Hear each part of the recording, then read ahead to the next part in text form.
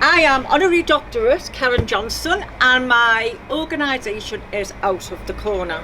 Out of the Corner is my brand name. I'm going to be as quick as possible, and I support victims and survivors of domestic abuse globally, and that's how I met you a long time ago.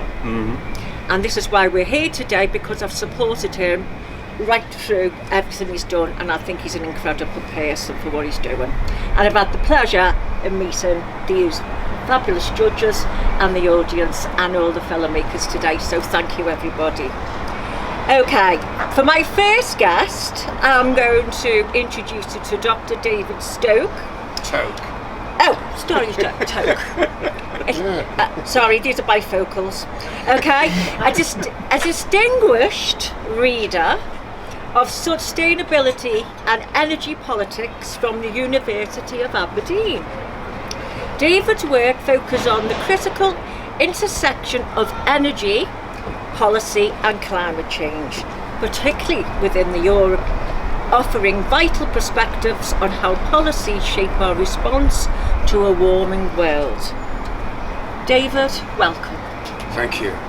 I've campaigned a lot about wind power and solar power, and I've been campaigning recently as part of the, it seems, successful campaign to make sure that solar panels on new buildings are now going to be, from all buildings given planning consent after June 2027, mandatory, or effectively mandatory.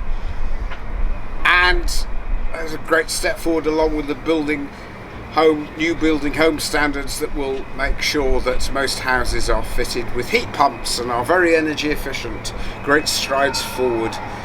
And I'm also known as somebody who contributed to the feed-in tariffs, the launch in policy terms of the feed-in tariffs for solar panels in 2007, 2008, when the policy work was done, and they came in a couple of years later, which were quite expensive at the time, which were part of laying out a global market, which led to fantastic reductions in the price of solar power, so that it is by far now the cheapest energy source in the planet, such as that last year 93% of all new electricity generating capacity was renewable energy, the bulk of that solar power.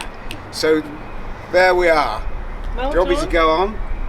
You can. And I must say, some people froth at the mouth about the so-called legacy costs that these early solar panels produce, because people get paid quite a lot of money for the solar panels on their roof. But as I say, this created a global market which enabled prices since then to come down. So I make no apology for there being a few legacy costs that will phase themselves out in the next few years anyway. It's all worth it, and that's what you have to do to save the climate. You have to put in a bit of work now, and things are better for everybody later, because it makes sense anyway, because energy efficiency and renewable energy make our lives go better anyway, even if it wasn't for the desperate need to save the climate. It would still be better, because we wouldn't need to rely on all this oil and gas and stuff with all its political and economic problems and crises. And we are honoured, certainly honoured to have with us Andy Vermaut, a dedicated European Climate Pact ambassador and a passionate human rights advocate. Andy is tirelessly champions the human rights dimensions of climate change, emphasising its disproportionate impact on vulnerable populations and the urgent need for global climate justice. Andy, welcome. Thank you very much. So it's 3 years ago that I become a European Climate Pact ambassador. So this is an idea of the European Commission, and we have in total now in Europe 900 EU Climate Pact ambassadors. So for the province where I live, I'm the only one living in the province of West Flanders who is EU Climate Pact ambassador. and that has a reason, because we have a lot of farmers, and there's a lot of hostility towards people who are busy with climate in our region where I live. So really hostility, because people are really unhappy with the EU policies, and they think, but they are, most of the time they are misinformed. So we feel that there is also on the political level, mainly coming from the extreme right, they are framing that it's not true, the climate change, and we see a lot of lies who are told everywhere. So it's not easy in my city where I do it, and I started to bring the farmers together with me. And how did I do it? How do I bring the farmers to talk about climate? Well, if you buy local products, you support your short chain. I agree. So, and I organize now every year in the city where I live, Diksmuiden, a short chain breakfasts. And so all these farmers are coming. They're coming because I'm selling their products to the people. And so I'm getting a bit of support now. So the farmers are supporting it. And this is not an easy task, because I think you have to adapt your way of doing things with the public that you are. These people should become also ambassadors and Pact ambassadors, but they have the feeling that European Commission is fighting against the farmers, and I can understand it, because we have Mercosur, this big deal that they made with Latin America, and we have CETA, the big deal that they made with Canada. So they are importing 16 times more products, also meat from Canada. Now it will be even bigger with the Mercosur deal, and so they have the feeling that they are taking their survival, that they can't survive anymore because of Europe. So this is also for us, as being linked to the EU Commission, not an easy thing, because they say, oh, in the one side you are working to save the climate, and on the other side you are bringing more products from the other side of the world and they don't have to. They don't have the same standards. Certainly, for example, we cannot use stimulants. How do you say hormones? How do you say it in English? Growth hormones. Yeah. You can't use things, and they can use it in Canada, for example, and they can't use it. So they also see it as not an equal play field. So we worked also a long time for some standards, food standards, and they have the feeling that in Latin America they don't need to have the same food standards, and so they don't find it a good right playing field. So these are the things, and I'm so happy that I can now be in touch with these farmers, and that they're telling why they are so unhappy, and why they feel so unhappy. But it's not easy for a farmer to change. If they have to make some changes, if they, for example, they have to do other groceries, or they can start with for example, how do you say it? Raisins. Raisins. Raisins. How is it? If you want to, what? Grapes. No. Grapes. No. Yeah, grapes. Yes. Grapes. So they can start with this, and they can get a lot of subsidies from the European Union, but they don't know it. And that's the thing. We have to inform it, and it's our task to inform the people. As a Climate Pact ambassador, you have to do multiple activities a year. You have to do 4 or 5 activities, and it can be renewed. And for me, it's the 3rd time that it's now renewed. You are acting together with other people, and you do it on a volunteer basis. You are not paid for it. It comes from the heart, and it's so beautiful to see that we have so many beautiful, positive stories. And the biggest thing that I'm afraid of is that it's a lot of times people, when they think about climate, is negative news and things. But we even saw here all these beautiful stories. All these beautiful stories of people bringing back hope to the continent, bringing back hope to the United Kingdom, bringing back hope and doing this community projects, community shared agriculture. We see it everywhere, it's booming. So this is really nice that we see that the new generation is coming there. And they are our hope for the future. And also Lalit, with this festival, he brings this hope to everyone. And these movie makers are actually change makers. They show what we can do. They inspire us, every one of us. So therefore I'm really, really happy that we can do this, and we want to work together with Lalit Bhusal to do a same sort of festival in Brussels. Yeah. We should do it, and we talked already with some fellow Climate Pact ambassadors. As for example, Larry Moffat, he is an American citizen living in Brussels, and he was really interested to think about it. Shana Catoir, the Belgian country coordinator of the Climate Pact, she was also very happy to talk about this. So we will have a meeting in the next month, I think, to do the same thing in Brussels. So I hope you will come also to Brussels. So and Lalit, cheers to that. Lalit will one day be the elite of the Climate Pact ambassadors, because he did it before the Climate Pact existed, before the Green Pact was there. So the Green Deal was there. So thank you for people like Lalit for doing this, but thank you for everyone who did something with making people more conscious, because that's what you're doing. Thank you very much. Thank you, Andy. Thank you so much. Thank you. Thank you, Andy. And last but not least, well certainly not least, we have Lalit Bhusal. Bhusal. Yeah.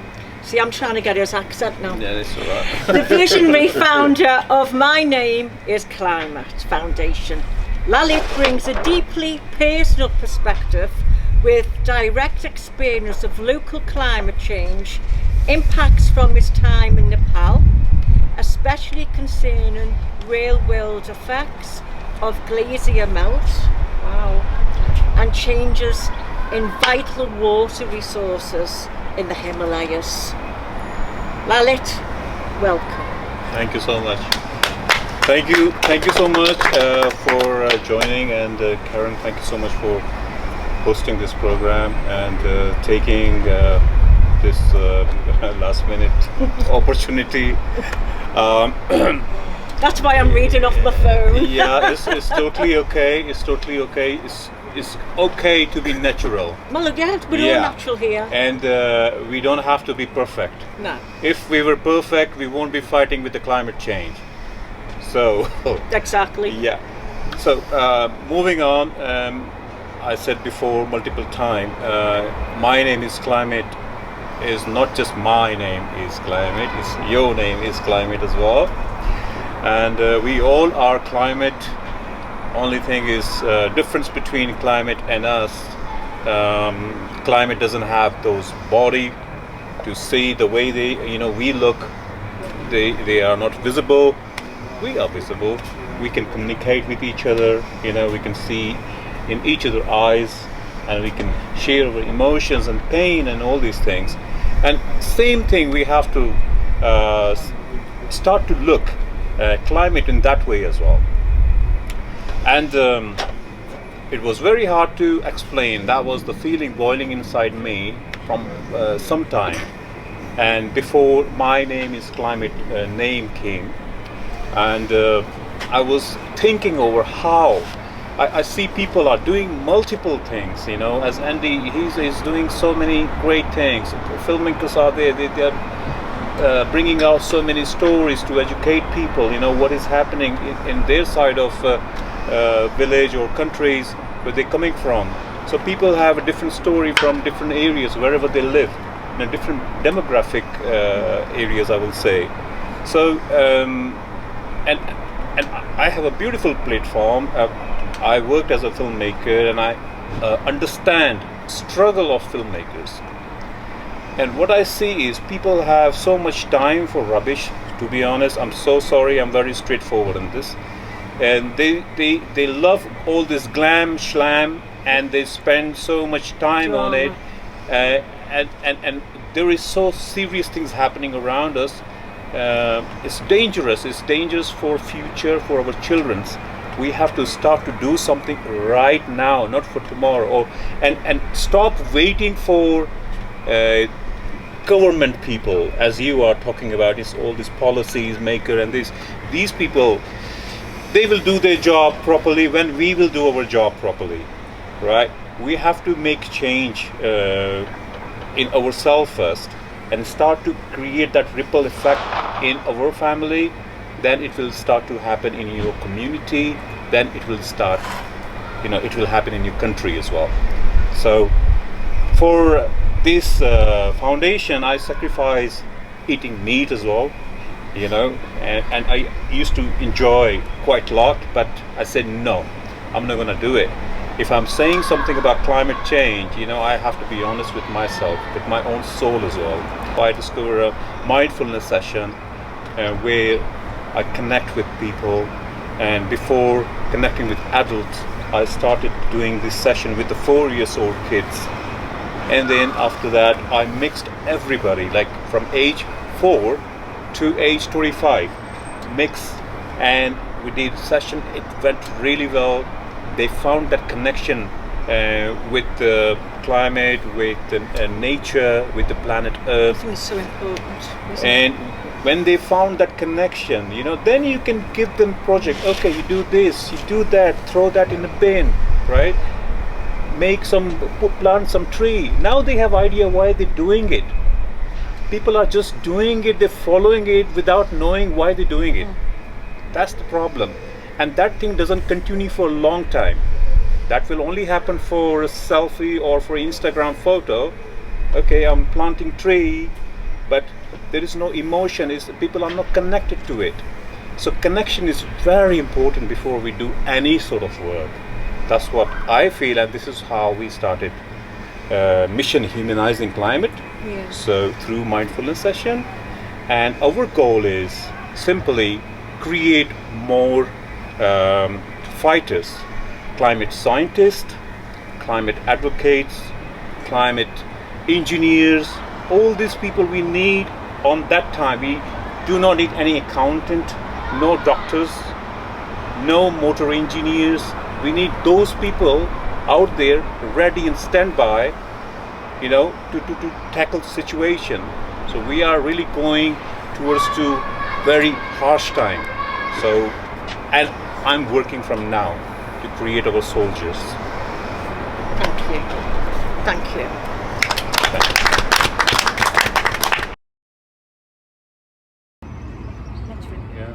I was also in Nepal. It's some years ago. I did 1 month volunteer work in Nepal in child workers in Nepal Concern Center, and I also saw the landslides. Also, children who are in the center, they lost their parents because of the landslide. They were in school, and I also saw a lot of pollution there. Really, a lot of pollution. Yeah. When I was in Kathmandu, it was just. I think 4 months before Corona started, I already had to wear a mask in Kathmandu because it's so polluted. It's one of the most polluted cities in the world. And when I talked with them about the low emission zone, they were laughing. Yeah, because we had these low emission zones. And I also saw that these people are really a victim. They are not responsible for the climate change in the whole. It's not because there is one city very polluted that the whole of the Himalaya and the Mount Everest and all this region, this beautiful Himalaya region, is responsible for this. They are only responsible with this most polluted city for 0.9% of the total pollution. So in the world. So we are responsible as Europe, including United Kingdom, for 23%. So these people are victims of our policies, and policies can change things. In Belgium, we have communities and we have provinces doing buying solar panels altogether. We get cheap solar panels. I put also solar panels on my roof because, and also with the battery, and it was something around in euros 5,000 euros to do it. So it's really policies can make a change, but before the policies are there, we should act already to get these policies. Yeah. But I believe Europe, also the local community. It starts in the local community. It starts in your city. And you talk with the politicians there that they have to do something. So here in the UK, when I look to the UK, I never saw here almost no people with solar panels. Where are the solar panels here? When I'm looking from the train, when I was looking from the bus, I just have to discover the first solar panel here, and I'm regularly in the United Kingdom. So you have a lot of possibility here to do something about it. Yeah. So it's a first change. We all should become energy fabrics. But to come back on Nepal, Nepal is a very good example that the melting glaciers in Nepal are causing problems not only for the people of Nepal, but also for the people from India. India as well. Yeah. 1.6 billion people are threatened because of what's happening with the melting of these glaciers. And also a lot of people got killed because of this. We also have more earthquakes. We have. I was also in Dolaka in Nepal, and I saw there were people victim of this earthquake who was already more than 15 years before, and still they could not rebuild the buildings because they have a lot of issues because they don't have access to water anymore. So it's really a big problem because if you don't have water, you can't grow your crops. Yeah. So it's really important that we think about these countries as Nepal. We are responsible also for them. And these are such a nice people, these Nepali people. They don't deserve it. What happens with them? Yeah, I'm standing for everybody, it's not just for Nepal. Actually, Nepal was, yes, example for me to bring this information out, because we did a session with a different demographic, and those similar demographic applies to other countries as well. So I just wanted to try out what everybody is going through in different areas of that country. And another thing I want to add in here, people who are going for tourism, if anybody is watching this video in the future, especially people who are coming from Europe, who goes for this Mount Everest climbing, they're leaving a lot of rubbish behind actually. All right, I mean all these cans and all this oxygen cylinder, and you know how much rubbish they have to move from there, how much labor work is there, and all these Sherpas, they have to do all this hard work as well. Yes, it is nice, beautiful place for tourism. Same time, start to raise awareness about what is happening with Himalayas. You know, it's turning into a dark, big stone. That's what I will say. You know, the whole beauty is going. So let's not just do it for fun. Start to appreciate and start to preserve it by spreading the word as well. So that is another thing I like to add. Yeah. Well, it should be obvious to everybody that we need to speed up actions dramatically, but regrettably there seems to be a lot of people who want to slow things down and even cut out a lot of the things that help us in other ways, whether it be through saving the trees or better sustainable agriculture or more sustainable energy production and consumption. Right, thank you. Thank you. Considering we have people here from the environmental organisations and film industry, what role do you think powerful communication, compelling stories and direct engagement play in helping everyone understand the warming world? I can say so many things. I see it. I found that is very important. That's why I invented this film festival, and I like to give this opportunity to Andy because this is his first experience with this kind of film festival. Okay. Yeah. What is the real beautiful thing about this festival is that you are actually translating the European agency efforts, European community efforts to make change, and also the scientific difficult reports, they are translated to a normal way of communication. And that's sometimes the big problem. We are eager to use very difficult terms, but we should use also a language that is for everyone important, that everybody can understand. So this is your mission, and you achieved this mission by bringing this to a big audience, and to come all on the same frequency. We are coming on the same. The people who are here are on the same frequency. We don't have to change the people who are here, but maybe everybody can also make a change. Yeah. And I'm really so happy to learn from all these things that are happening here, and I think I'm also inspired by the healing lands, for example, here in the UK. This documentary where we saw that there is a big problem here also in the UK with biodiversity, and it's a problem everywhere now in Europe. Yeah. We have to demystify and reiterate a sort of storytelling that is when we start very young with the education system to talk about it, because we ran away with the civilization from our green core. We are nature ourselves, and we have to defend ourselves and our future generations. We don't only but also for the elderly people. Sometimes we say we always for the future generation, but also the elderly people. They need a clean environment. They need clean air. They need a good future. Elderly people are most of the time sometimes much more a victim of this climate change, because they already have more difficulties when it's heat waves. This 15th of July, the European Commission is organizing for the second time an action for all the victims of the heat waves in Europe. And it's a lot of victims. We will have the Danish Minister of Climate coming 15 July in the evening to the European Commission to talk about this, and he will make public the new figures of how many people got killed only in Europe because of the heat waves.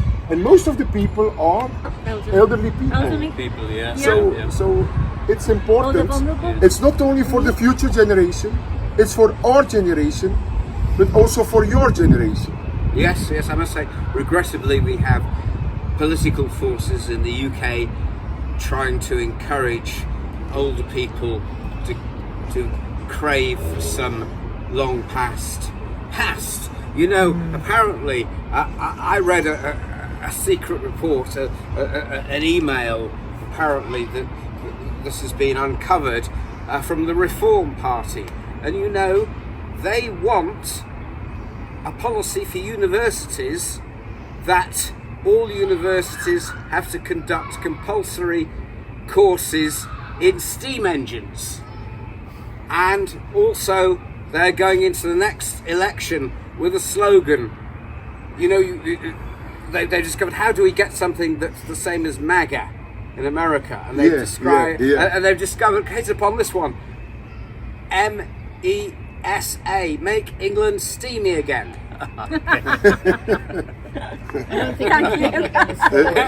You would think that's a joke, by the way. That's a joke. Lalit, this is for you. Your foundation works directly with the communities on the front lines of the warming world in the Himalayas. What specific insights from these communities, perhaps about their resilience, traditional knowledge, or immediate needs, can really inform global climate action and help other regions face similar challenges? Yeah. I mean, the thing is, it's just a self-awareness, isn't it? I mean, they need to connect again. The same thing, humanize climate. That's only the way I feel is the right way. I can do protest, I can do many other things, but it takes a lot of energy. Yes, I will be visible for timing, media, but people, are they going to really connect with me? Or are they really connecting with all of the people who are doing similar demonstration around the world?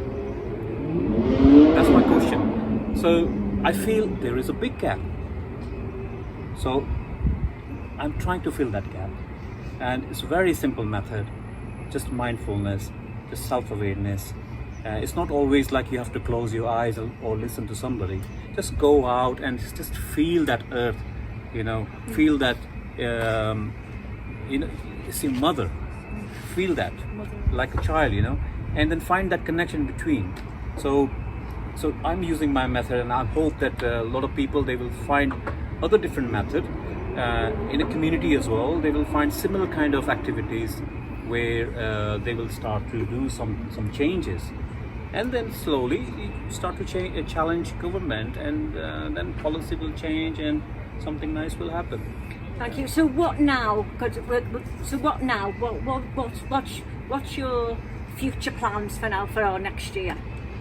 Future year. Future plan for next year is grow more, bring more advocate on board, and I like to target 45,000 schools in Nepal, and from each school 200 children, multiply by 45,000, how many we got? Wow, a lot.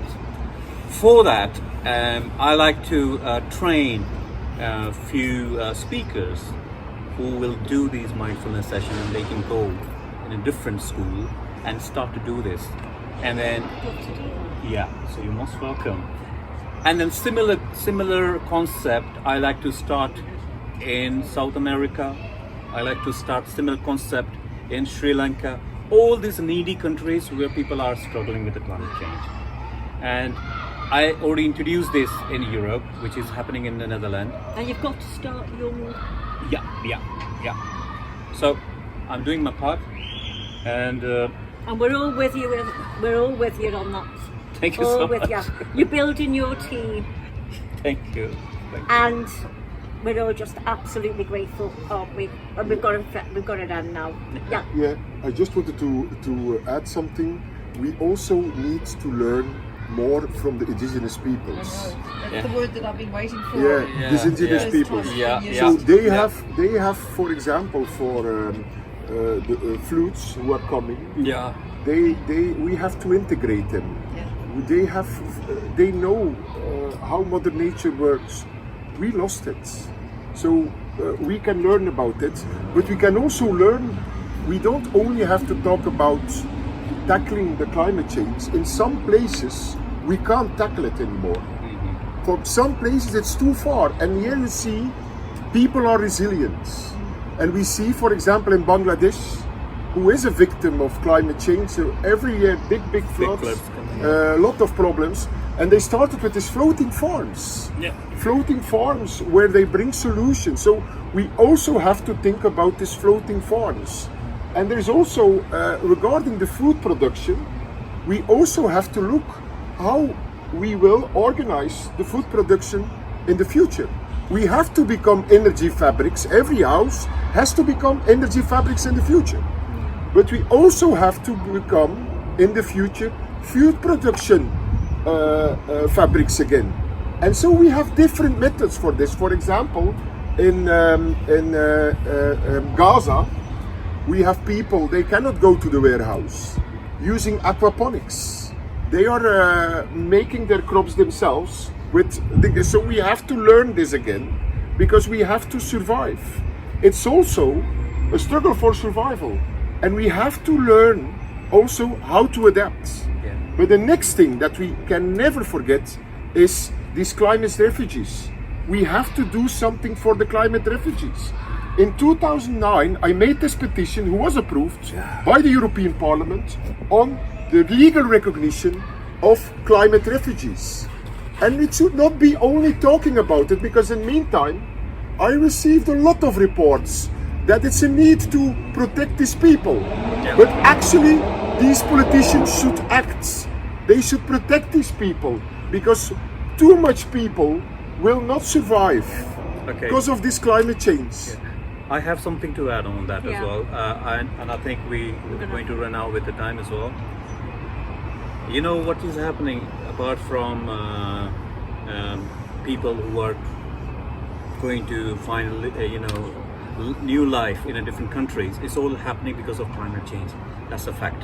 Yeah. Okay, we are protesting here. Okay, we do not want people in our country. That is happening because of climate change. Because we are just focused in healing this land, but we are not focused on the other side as well. We have to see that is like a cancer.